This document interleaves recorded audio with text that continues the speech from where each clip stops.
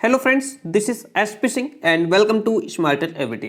तो dear friend, psychology में आपका एक चैप्टर है या टॉपिक कहें फिजिकल डेवलपमेंट का, शारीरिक विकास। यहाँ जो चैप्टर पढ़ा है इस पे ध्यान मत दीजिएगा, हम लोग टॉपिक की बात कर रहे हैं। फिजिकल डेवलपमेंट सभी यूनिवर्सिटीज का कॉमन टॉपिक, कोई भी ऐसी यूनिवर्सिटी नहीं है जहां बीएड हो और उसमें शारीरिक विकास ना हो। अक्सर बीएड फर्स्ट ईयर या बीएड फर्स्ट सेमेस्टर का ये टॉपिक है। तो डिफरेंट फिजिकल डेवलपमेंट की बात करेंगे, शारीरिक विकास की बात करेंगे। बालक में शैशवावस्था में उसका शारीरिक विकास किस तरीके से होता है, फिर जब वो बाल्यावस्था में पहुंचता है तब उसका शारीरिक विकास किस तरीके से होता है, और फिर किशोरावस्था में शारीरिक विकास किस तरीके से होता है। लास्ट में डिस्कस करेंगे कि शारीरिक विकास को प्रभावित करने वाले कौन कौन से कारक हैं, ऐसे कौन से कारक हैं जिनका हमारे फिजिकल डेवलपमेंट पर पूरा असर पड़ता है। तो चलिए शुरू करते हैं आज की ये बेहतरीन क्लास। तो क्लास में लास्ट तक बने रहेंगे तो डेफिनेटली बहुत कुछ सीखने वाले हैं। Okay, physical development. सबसे पहले कुंडू और टूट ने स्पष्ट किया है। क्या स्पष्ट किया है?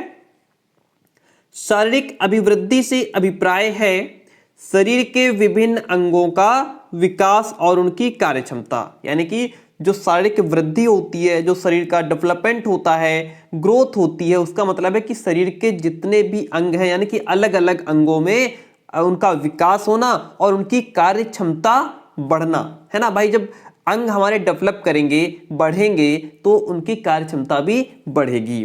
जन्म के समय से लेकर के मृत्यु पर्यंत व्यक्ति निरंतर बदलता रहता है। भाई जाहिर सी बात है, जैसे बच्चा पैदा होता है उसको तुरंत देखिए, फिर उसको 4 दिन बाद देखिए, फिर 1 महीने बाद देखिए। इस तरीके से जैसे जैसे उसकी उम्र बढ़ती जाती है उसके शरीर में परिवर्तन आता रहता है, वो निरंतर बदलता रहता है। यह बाल्यावस्था से किशोरावस्था तक किसी भी कभी भी स्थिरता की स्थिति में नहीं होता। यानी कि बाल्यावस्था से किशोरावस्था तक कभी भी स्थिर नहीं होता और यह वह प्रौढ़ावस्था को ग्रहण करता है। धीरे धीरे शैशवावस्था, शैशवावस्था से बाल्यावस्था, बाल्यावस्था से किशोरावस्था और फिर प्रौढ़ावस्था में पहुंच जाता है। फिर भी परिवर्तन का अंत नहीं होता, बल्कि वह धीमी गति से होता रहता। ऐसा नहीं कि प्रौढ़ावस्था में आ गए तो अब चेंजिंग नहीं हो रही है, उसमें धीमे धीमे धीमे धीमे परिवर्तन होता रहता है। तो इस प्रकार देखिए, जस्ट मिनट प्लीज। तो इस प्रकार विकास क्या है? एक निरंतर चलने वाली प्रक्रिया है। क्या है? विकास एक निरंतर चलने वाली प्रक्रिया है जिसका प्रारंभ जन्म से पूर्व ही हो जाता है। मां के गर्भ में बालक होता है, वहीं से उसका डेवलपमेंट होना शुरू हो जाता है। जो भी हो, जीवन के शुरू के वर्षों में शारीरिक परिवर्तन की मात्रा में तीव्रता रहती है। जीवन के जो शुरुआत के वर्ष होते हैं उसमें शरीर में बहुत तीव्र गति से परिवर्तन हो रहे होते हैं और स्तर में एक निश्चितता, एक लेवल में एक जो है निश्चितता आ जाती है। प्रत्येक शारीरिक परिवर्तन पहले के परिवर्तन पर क्या होते हैं? आश्रित होते हैं, डिपेंड होते हैं और बदले में होने वाले परिवर्तन को क्या करते हैं? प्रभावित भी करते हैं। मानव शरीर का विकास गर्भावस्था से प्रारंभ होता है ना? बात आपको समझ आ गई होगी। गर्भावस्था के विकास को जन्म पूर्व शारीरिक विकास भी कहा जाता है। यानी कि जन्म से पहले जो शरीर में विकास होता है उसको क्या कहा जाता है? गर्भावस्था, है ना। माना तो यह भी जाता है कि मानव के विकास की आधारशिला गर्भावस्था में ही रख दी जाती है। गर्भावस्था में बालक का जिस तरीके से विकास हो रहा है, जीवन में भी जन्म लेने के बाद भी उसी प्रकार से उसका विकास होगा। अगर बहुत अच्छी ग्रोथ है उसकी तो बाद में भी अच्छी रहेगी। पहले शुरुआत में ही खराब हो गई तो बाद में भी जो है वो क्या होगी? उसी तरीके से थोड़ी खराब बनी रहेगी। बालक के शैक्षिक विकास में, एजुकेशनल डेवलपमेंट में भी शारीरिक विकास का महत्वपूर्ण स्थान है। कैसे? क्योंकि कहा जाता है ना, शरीर जो है स्वस्थ शरीर में स्वस्थ मस्तिष्क का निर्माण होता है या निवास होता है। तो अगर हमें शैक्षिक विकास करना है तो हमारा शारीरिक विकास अच्छा होना चाहिए। बालक का शारीरिक विकास उसके व्यवहार को भी प्रभावित करता है। चलिए अब आगे देखिए। मनोवैज्ञानिकों के अनुसार शारीरिक विकास व्यवहार के 4 प्रमुख क्षेत्रों को प्रभावित करता है। कौन कौन से 4 प्रमुख क्षेत्र हैं? पहला तो है हमारा स्नायु मंडल, जिसको हम नर्वस सिस्टम भी कहते हैं। तो नर्वस सिस्टम के डेवलपमेंट के साथ बुद्धि विकास वृद्धि, बुद्धि के विकास में भी वृद्धि होती है। जब नर्वस सिस्टम हमारा स्नायुमंडल मजबूत हो रहा है, डेवलप कर रहा है, तो उसके साथ में हमारी बुद्धि भी ग्रोथ कर रही है, डेवलप कर रही है, जो उसके व्यवहार को एक नया रूप देने का काम करता है। बालक का संवेगात्मक व्यवहार, संवेगात्मक यानी कि संवेग यानी कि तर्क करने की क्षमता, चिंतन करने की क्षमता, उसकी विभिन्न परिस्थितियों को समझने की योग्यता, अलग अलग जो सर्कमस्टांसेस हैं उनको समझने की एबिलिटी से वो प्रत्यक्ष रूप से क्या हो जाता है, संबंधित हो जाता है। और वह जिस सामाजिक अनुमोदन, सोशल एक्सेप्टेंस का आनंद प्राप्त करता है, उसका भी संबंध दूसरों के विचारों, भावों और संवेगों को समझने की योग्यता से संबंधित होता है। नेक्स्ट वन इज मांसपेशियों में वृद्धि, ग्रोथ मसल्स।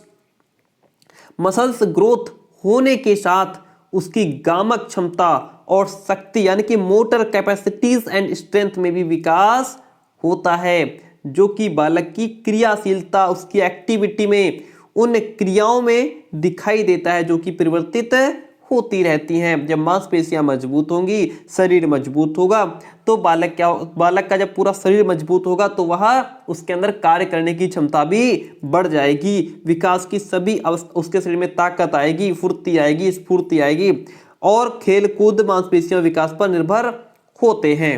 आगे बढ़ जाते हैं, देखिए थर्ड पॉइंट है हमारा अंतःस्रावी ग्रंथियां, जिनको हम एंडोक्राइन ग्लैंड्स कहते हैं। इनके कार्यों में परिवर्तन होने से नवीन परिवर्तित व्यवहारों का प्रकाशन होता है।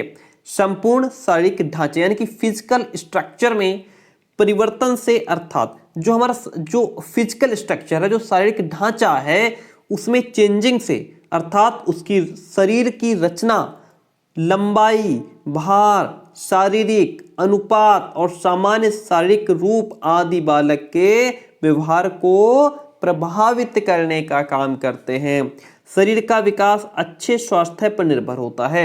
अगर बालक का स्वास्थ्य अच्छा है तो उसका शरीर भी अच्छी तरीके से ग्रोथ करेगा, लेकिन अगर बालक स्वस्थ नहीं रहता है, बीमार रहता है या कोई दिक्कत है उसके शरीर में, तो फिर वो इतने अच्छे तरीके से उसका शरीर ग्रोथ नहीं कर सकता है। स्वस्थ व्यक्ति ही मन के साथ अपना सर्वांगीण विकास कर सकता है। जो स्वस्थ व्यक्ति है, स्वस्थ व्यक्ति के अंदर सोचने समझने तर्क करने की क्षमता होती है, वह ग्रोथ कर सकता है, अपना सर्वांगीण विकास कर सकता है। अतः हम कह सकते हैं कि शारीरिक विकास और स्वास्थ्य आदि का व्यक्ति के व्यवहार पर बहुत प्रभाव पड़ता है। देखिए, शारीरिक विकास निम्नलिखित नियमों के द्वारा नियंत्रित होता है। किन नियमों के द्वारा नियंत्रित होता है? ये जो मस्तकाधोमुखी आप देख रहे हैं, जिसको हम सिफेलोकॉडल भी कहते हैं, ये आपका पीछा कभी नहीं छोड़ेगा। जब तक आप टीचिंग एग्जाम्स देते रहेंगे, ये टॉपिक्स आपको मिलते रहेंगे। तो इनको, इस क्लास को आज बहुत ध्यान से पढ़िएगा, देखिएगा। तो मस्तकाधोमुखी या सिफेलोकॉडल विकास का नियम क्या है? Law of cephalocaudal development. यह नियम शरीर के विकास की दिशा यानी कि डायरेक्शन को बताता है। ये क्वेश्चन बहुत पूछा जाता है, जितने भी, अगर आप बीएड का एग्जाम देंगे उसमें अगर ऑब्जेक्टिव आया तब भी आएगा, और टेट, सीटेट, सुपर टेट, जहां भी आप जाएंगे ये क्वेश्चन आपको देखने को मिलेगा। इसके अनुसार ये जो सेफेलोकॉडल है, ये जो नियम है, ये शरीर के विकास यानी कि डायरेक्शन की बात करता है। इसके अकॉर्डिंग पहले सिर के भाग, और फिर उसके बाद धड़, उसके बाद हाथ, और फिर पैरों का विकास होता है। जो सिफेलोकॉडल रूल है, ये कहता है कि सबसे पहले बालक का सिर का निर्माण होता है, फिर उसके धड़ का निर्माण होता है, फिर धीरे धीरे हाथ बनते हैं, फिर पैर बनते हैं, यानी कि सिर से पैर की तरफ जाता है। किधर जाता है? सिर से पैर की तरफ बालक का विकास होता है। आगे देखिएगा, आगे बढ़ जाते हैं, और सेकंड रूल है विकास चक्र का नियम। विकास चक्र का नियम क्या कहता है? Law of cycle of development.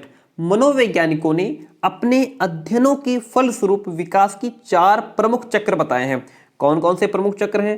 पहला, विकास का पहला चक्र जन्म से 2 वर्ष की आयु में दिखाई देता है। पॉइंट टू बी नोटेड, बहुत ध्यान से पढ़िएगा। विकास का जो पहला चक्र है वो कब दिखाई देता है? तो विकास का पहला चक्र जन्म से 2 वर्ष की आयु में दिखाई देता है। इस काल में शारीरिक विकास तीव्र गति से हो रहा हो। जब बालक 0 से 2 वर्ष का हो रहा होता है तो उसका शरीर विकास बहुत जल्दी, कितनी जल्दी बच्चा पहले बैठने को सीखता है, फिर बैठने लगता है, फिर जो है घुटने के बल चलने लगता है, फिर बड़ी जल्दी वो फिर खड़ा होने लगता है। ये क्या है, बहुत जल्दी डेवलपमेंट हो रहा होता है। फिर 2 से 11 वर्ष तक की आयु में विकास धीमी गति से होता है। फिर 2 से फिर 11 वर्ष तक थोड़ा स्लो हो जाता है, पहले के अपेक्षा थोड़ा स्लो, ज्यादा नहीं। और फिर 11 से 15 वर्ष तक की आयु में विकास तीव्र गति से होता है।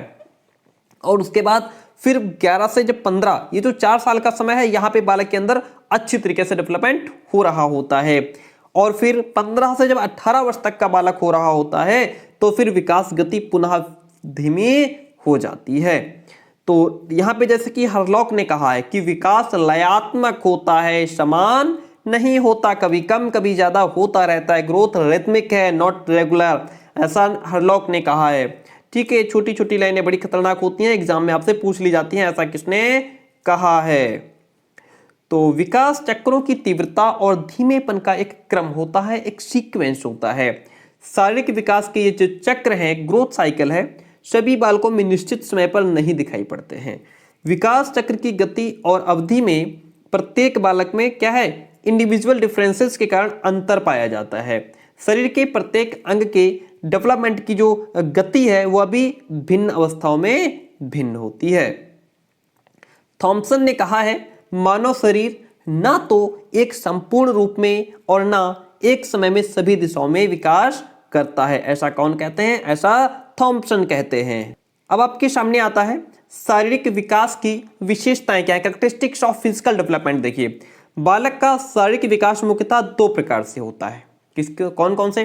पहला तो शारीरिक रचना का विकास होता है, डेवलपमेंट ऑफ फिजिकल स्ट्रक्चर।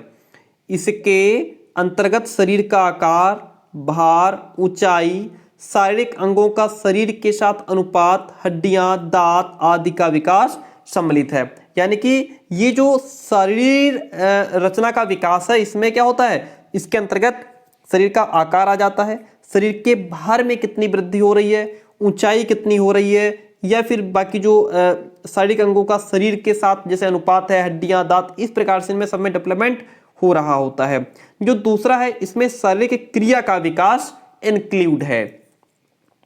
इसके अंतर्गत तंत्रिका तंत्र यानी कि जो हमारा नर्वस सिस्टम है, हमारा हार्ट, रुधिर तंत्र जिसको हम सर्कुलेटरी सिस्टम कहते हैं, श्वसन तंत्र यानी कि रेस्पिरेटरी सिस्टम इसके अंतर्गत आ जाता है, डाइजेस्टिव सिस्टम भी इसी में आता है, और मसल्स ग्रोथ भी इसमें इंक्लूड है। तो जो हमारा विकास है वो 2 प्रकार से, पहला शरीर रचना जिसमें हमारी ये सब जो हार्ड चीजें हैं, और फिर ये जो सॉफ्ट चीजें हैं ये इसमें आ जाती हैं। ठीक है, अब इसके बाद आपके सामने है, अब हम बात करें तो ये मैं आपको बता रहा था शरीर का विकास किस तरीके से होता है। अब शैशवावस्था में किस तरीके से होता है इसको जानेंगे, फिर बाल्यावस्था, उसके बाद किशोरावस्था। तो शिशु का देखिए, क्लास में लास्ट तक बने रहेंगे तो बहुत बेनिफिट होने वाला है। शिशु का शारीरिक विकास जन्म से पूर्व गर्भावस्था से ही आरंभ हो जाता है, ये हम पहले आपको बता चुके हैं, आप समझ भी गए होंगे। इस समय माता के स्वास्थ्य एवं खान पान का प्रभाव शिशु पर पड़ता है। माँ किस प्रकार का भोजन खा रही है, पी रही है ना, उसका प्रभाव बालक पर पड़ता है। जन्म के बाद शैशवावस्था में विकास के 2 सोपान होते हैं, जैसे कि शैशवावस्था 2 से 5 और या फिर 6 वर्ष तक की मानी जाती है, और 6 से 12 फिर बाल्यावस्था आ जाती है। तो यहाँ पे जो 2 से 6 वर्ष की जो आयु है शैशवावस्था की, ये 2 भागों में बटी हुई है। एक तो जन्म से 3 वर्ष और दूसरी 3 से 6 वर्ष तक की। ठीक है, चलो अब इसकी बात कर लेते हैं। शारीरिक विकास की गति प्रथम 3 वर्षों में बहुत तेज होती है। जब बालक 2 से 3 वर्ष का हो रहा होता है तो उसके शरीर में गति बहुत तेज हो जाती है। इस काल में शिशु का शारीरिक विकास निम्नलिखित प्रकार से होता है। किस तरीके से होता है इसको भी हम जान लेते हैं। नंबर 1 तो आकार में किस प्रकार वृद्धि होती है। जन्म के समय शिशु की लंबाई लगभग 20 इंच होती है। ध्यान रखना, ये पॉइंट्स बहुत खतरनाक हैं। जन्म के समय शिशु की लंबाई लगभग 20 इंच होती है। अक्सर बालक बालिका से लगभग 1/2 इंच अधिक लंबे होते हैं। जो बालक हैं वो बालिका से 1/2 इंच अधिक लंबे होते हैं, आधे इंच अधिक लंबे होते हैं, आधे इंच। प्रथम वर्ष में शिशु की लंबाई लगभग 27 या 28 इंच, दूसरे वर्ष में 31 से 33 इंच, और 6 वर्ष के बाद लगभग 40 से 44 इंच हो जाती है। भार में क्या बात होती है, जन्म के समय बालक का भार बालिका से अधिक होता है। जो बालक होता है, जो बॉय बेबी बॉय होता है, वह बालिका यानी कि जो है गर्ल से क्या होता है, अधिक होता है उसका भार। नवजात शिशु का भार 6 से 8 पाउंड तक होता है। नवजात जो शिशु होता है, जो न्यू बेबी बॉर्न होता है ना, उसका भार 6 से 8 पाउंड तक होता है। प्रथम 6 महीने में शिशु का भार दुगना, 6 महीने बाद दुगना, और 1 वर्ष में 3 गुना हो जाता है। 3 वर्ष में 20 या 25 पाउंड और छठे वर्ष में लगभग 40 पाउंड वेट हो जाता है। मांसपेशियों की बात कर लेते हैं। शिशु की मांसपेशियों का भार उसके शरीर के कुल भार का 23% होता है। शरीर का जितना भी वेट है उसका कितना होता है, 23% होता है मांसपेशियों का भार। धीरे धीरे यह भार बढ़ता जाता है। उसकी भुजाओं का विकास तीव्र गति से होता है। प्रथम 2 वर्ष में भुजाएं दुगनी, टांगे लगभग 1.5 यानी कि 1.5 गुना हो जाती हैं। 6 वर्ष की आयु तक उनकी मांसपेशियों में लचीलापन आ जाता है। हड्डियों की बात करते हैं। नवजात शिशु की हड्डियां छोटी, कोमल, लचीली होती हैं। हड्डियों की संख्या 206-207 मानी जाती है, 207 होती हैं। हड्डियां कैल्शियम, फास्फोरस और अन्य खनिज पदार्थों की सहायता से मजबूत होती हैं। इसे अस्थिकरण की प्रक्रिया कहते हैं, और बालक की अपेक्षा बालिका का अस्थिकरण जल्दी हो जाता है। 5th वन पॉइंट, जैसे दांत है, टीथ की बात होती है। जन्म काल से शिशु के दांत नहीं होते। ऐसा नहीं कि पैदा हुआ बच्चे के दांत हैं, ऐसा नहीं है। लगभग 7वें महीने से दांत निकलना प्रारंभ हो जाते हैं, और ये अस्थायी होते हैं, जिन्हें हम दूध के दांत कहते हैं।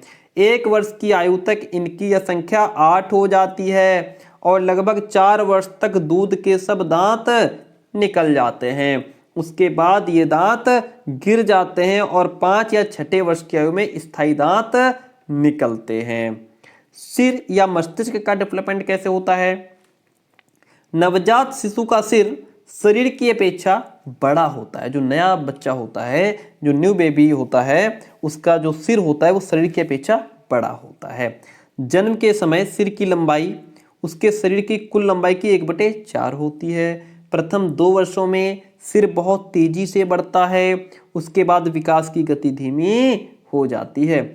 जन्म के समय मस्तिष्क का जो भार है वह लगभग कितना 350 ग्राम होता है। 6 वर्ष की आयु तक यह बढ़कर के 1260 ग्राम हो जाता है। वयस्क मस्तिष्क का भार 1400 ग्राम बताया गया है। कितना, वयस्क का 1400 ग्राम। इससे स्पष्ट है कि शैशवावस्था में मस्तिष्क के भार की वृद्धि तीव्र गति से होती है। और शैशवावस्था का लास्ट पॉइंट, शिशु के आंतरिक अंगों का विकास, डेवलपमेंट ऑफ इंटरनल ऑर्गन्स जो है।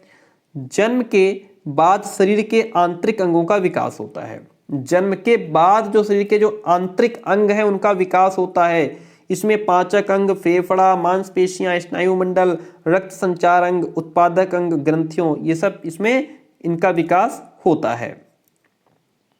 अब हम बात करते हैं कि बाल्यावस्था में शरीर का विकास किस तरीके से होता है। देखिए, बाल्यावस्था में प्रथम 3 वर्ष यानी कि 6 वर्ष से 9 वर्ष तक शारीरिक विकास तेजी से होता है। कितना, 6 से, यानी कि जो बाल्यावस्था की उम्र है वो आपकी 6 से 12 वर्ष तक है। अब इसमें 6 से 9 वर्ष तक शारीरिक विकास तेजी से हुआ, और बाद के 9 से 12 वर्ष तक यही विकास दृढ़ता को प्राप्त करता है। अब मजबूती आती है उसमें, ठीक है। जिससे नंबर 1, भार। इस अवस्था में 12 वर्ष के अंत तक भार लगभग 80 और 95 पाउंड के बीच होता है। प्रायः बालिका का भार बालकों से अधिक होता है, क्योंकि उनकी किशोरावस्था जल्दी आरंभ होती है। जो बालिकाएं होती हैं, जो गर्ल्स होती हैं, उनकी किशोरावस्था जल्दी आरंभ हो जाती है, तो उनका भार भी अधिक होता है। चलिए आगे बढ़ जाते हैं, बात करते हैं आकार की, साइज। इस अवस्था में लंबाई में वृद्धि धीमी और एक समान गति से होती। जो आकार है ये लंबाई यानी कि लंबाई में वृद्धि धीमी होती है, ठीक है। लगभग 2 से 3 इंच लंबाई प्रतिवर्ष बढ़ती है। ऐसा अध्ययनों से ज्ञात हुआ है कि हर वर्ष 2 से 3 इंच लंबाई बढ़ जाती है। बालक की अपेक्षा बालिका की लंबाई लगभग 1 इंच अधिक होती है। इसके अतिरिक्त लंबाई पर आनुवंशिकता का प्रभाव भी पड़ता है, ठीक है। चलिए अब हड्डियों की बात कर लेते हैं। देखिए, इस अवस्था में प्रथम 4 से 5 वर्षों में हड्डियों की वृद्धि होती है और 10 से 12 वर्ष की आयु में हड्डियों का दृढ़ीकरण यानी कि मजबूती आती है। लगभग 6 वर्ष की आयु से हड्डियों में कड़ापन आने लगता है। 6 वर्ष की आयु से हड्डियां मजबूत होने लगती हैं। बालक का अस्थिकरण 1 वर्ष पहले ही आरंभ हो जाता है। अस्थिकरण के परिणाम स्वरूप बालक मांसपेशियों पर पूरा नियंत्रण करने लगते हैं। मांसपेशियों की बात करते हैं। बालक की मांसपेशियों का भार 8 वर्ष की आयु तक पहुंचते पहुंचते उसके कुल भार का 27% हो जाता है। और बालिकाओं की मांसपेशियां बालक की अपेक्षा अधिक विकसित होती हैं। जो बालिकाएं होती हैं, जो गर्ल्स होती हैं, उनकी जो मांसपेशियां होती हैं वो बॉयज की अपेक्षा अधिक डेवलप होती हैं। बात करते हैं 5th पॉइंट की, सिर और मस्तिष्क की। इस अवस्था में सिर के आकार में क्रमशः परिवर्तन होता रहता है, किंतु अन्य अंगों के अनुपात में यह बड़ा होता है। जो सिर है वो अन्य अंगों के अनुपात में बड़ा होता है। धीरे धीरे यह अनुपातहीनता दूर हो जाती है और बाल्यावस्था में मस्तिष्क का तौल और आकार की दृष्टि से लगभग पूर्ण विकास हो चुका होता है और उसका भार कुल शरीर के भार का 90% होता है। दांत 6 वर्ष की आयु में दूध के दांत गिरने लगते हैं। कितने? 6 वर्ष की आयु में दूध के दांत गिरने लगते हैं और 12 से 13 वर्ष तक सब स्थायी दांत निकल आते हैं। दांतों की संख्या 27 से 28 होती है। दांतों के निकल आने से मुंह की आकृति में परिवर्तन दिखाई देता है। शैशव काल का भोलापन यहाँ पे समाप्त होता है। धीरे धीरे क्यूटनेस गायब होती है और बच्चा बड़ा होने लगता है। सामान्य स्वास्थ्य है। इस अवस्था में बालक खेलकूद और अन्य क्रियाओं में अधिक लगा रहता है, इसलिए सामान्य रूप से उसका स्वास्थ्य अच्छा रहता है। और उसके बाद बाल्यावस्था का लास्ट पॉइंट, शारीरिक गति पर नियंत्रण, कंट्रोल ओवर फिजिकल मूवमेंट। इस अवस्था में बालक बहुत एक्टिव रहता है। उसके लगभग सब अंगों का विकास हो जाता है। फलस्वरूप वह शारीरिक अवयवों, शारीरिक शक्तियों और गति पर नियंत्रण करना जान जाता है। वह अपनी इच्छा के अनुसार सभी कार्य स्वयं करने लग जाता है। ठीक है, चलिए किशोरावस्था में शारीरिक विकास किस तरीके से होता है इसको भी समझ लेते हैं। चलिए किशोरावस्था देखिए, बहुत ही इंपॉर्टेंट बेहतरीन क्वेश्चन हैं ये। किशोरावस्था फिजिकल डेवलपमेंट ड्यूरिंग एडोलेसेंस। किशोरावस्था में बालक और बालिकाओं का विकास द्रुत गति से होता है। बालिकाओं में तीव्रतम वृद्धि का समय लगभग 11 से 13 वर्ष की आयु। कितनी? ध्यान रखिए, बालिकाओं में जो तीव्र वृद्धि होती है वो 11 से 13 वर्ष की आयु में, और बालकों में जो तीव्र वृद्धि होती है वो 14 से 15 वर्ष की आयु में होती है। सबसे पहले भार की बात कर लेते हैं। तो किशोरावस्था में बालकों का भार बालिकाओं से अधिक होता है। इस अवस्था के अंत में बालकों का भार बालिकाओं से लगभग 25 पाउंड अधिक होता है।